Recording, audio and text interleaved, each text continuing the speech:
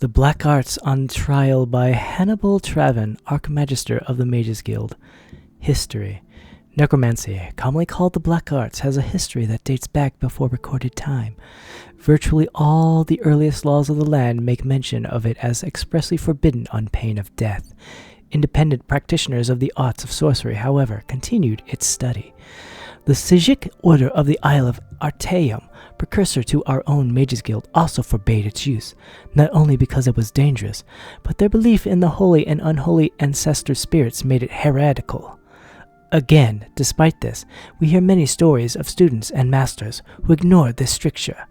When Vanus Galerian left Artaeum, he may have disagreed with the Sijics on much, but he also refused to allow necromancy to be taught in the guild. Almost 1100 years have passed since the time of Vanus Galerian, and there have been many Archmagisters to lead his guild. The questions of necromancy has continued to be asked. The strictures against it in the guild have never been lifted, but attitudes about it have shifted back and forth over the years. Some Archmagisters have been inclined to ignore it entirely. Some have fought up very actively against it, and still other Archmagisters have been rumored to be necromancers themselves. In my new role as Archmagister of the Mages Guild, it is my duty to set policy on this matter. Though I have my own opinions on the Black Arts, I took counsel with two of the most learned mages in the Empire, Master Voth Kalis of Corneth and Magister Uliseta Gra Kog of Orsinium, and we debated for 2 days. What follows are summaries of the salient points of the debate and arguments and counter-arguments which led to the resolution of the Mages Guild on the subject of necromancy. Argument. Argument by Master Gra Kog. Necromancy is poorly understood. We will not make it disappear by ignoring it. As an intellectual institution dedicated to the study of the magical arts and sciences, we have obligations to the truth. Censoring ourselves in our scholarship is antithetical to our mission of neutrality and objectivity. Counter-argument by Master Carlis. The Mages Guild must balance its quest for knowledge with responsible caution and ethical standards. It is not censoring a student's course of study to have him proceed cautiously and with the purity of purpose. It is not limiting a student's freedom to set rules and boundaries. Indeed, it is essential. Argument by Master Carlis. Necromancy is an anathema throughout the civilized world.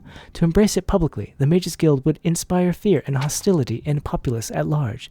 Vanus Galerian wanted this institution to be unlike the Sijic Order, which was elitist and separatist. We ignore public opinion at our own risk.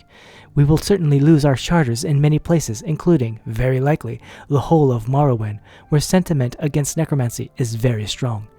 Counter-argument by Master Gra Kog. Yes, we should be sensitive to the concerns of the community, but they should not and must not dictate our scholarship. Necromancer, to many uneducated persons, simply means an evil mage. It is madness to limit our work because of prejudices and half-formed understanding. It is an affront to the purpose of objective study to turn our back on the subject merely because of public opinion. Argument by Master Grakog. Necromancers are the scourge of Tamriel, whether operating independently or in concert with the Slows or King of Worms, Manamarco.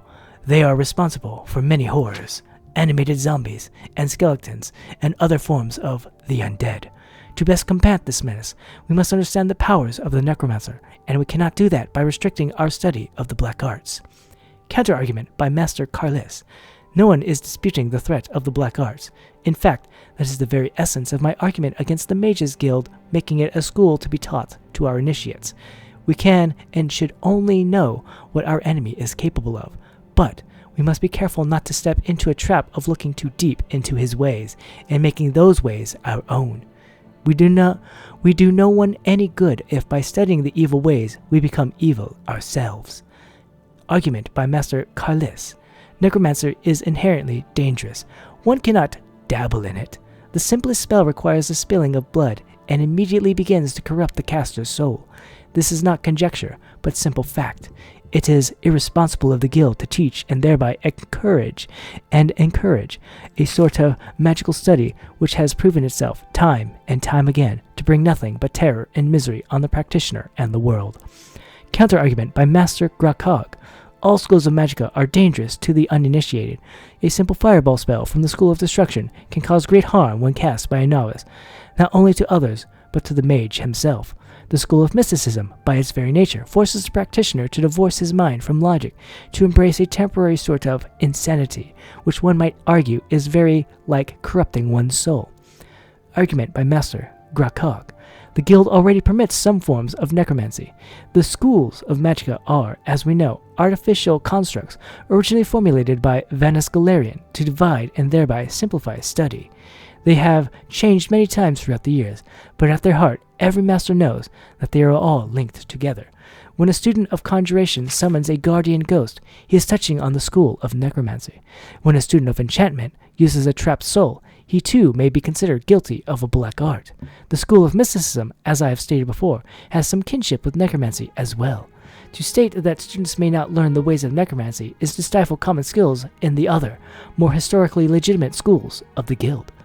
Counter-argument by Master Carlos. Yes, the schools are intertwined, but the standard spells of each school have passed the proof of time. We know that a student of mysticism, properly instructed, will not be permanently harmed by his experience. In many ways, it is a question of extremes, how far we would permit our studies to take us. Necromancy, by its nature, relies on the practitioner going further into the darkness than is wise, virtually guaranteeing his destruction. It has no place in the Mages Guild. Conclusion. The risks of studying necromancy outweigh its usefulness. The guild does not wish to censor the study of any of its members, but it will not tolerate studies in the black arts, except in limited form for the purposes of combating its evil adherents. This may only be done by rare individuals who have proven themselves both highly skilled and highly cautious, and then only with my express permission and supervision. Afterward, I regret to acknowledge the truth behind the rumor that Master Uliseta Grakog was more than an apologist for necromancy. She was a necromancer herself. Upon this revelation, the Knights of the Lamp attempted to arrest her at the guild house in Orsinium, but she made good her escape. We have every confidence in the replacement magister in Orsinium. Though I disagreed, I respected her logical reasoning enough to include her arguments in this book, and I see no reason to remove them. It is disappointing, however, to see that her interest in the truth was nothing more than a euphemism for her slavery to the black arts. This unfortunate situation merely illustrates how essential it is for guild members to be wary of the lure of necromancy, and be vigilant to its practitioners' infiltration in our Mages Guild.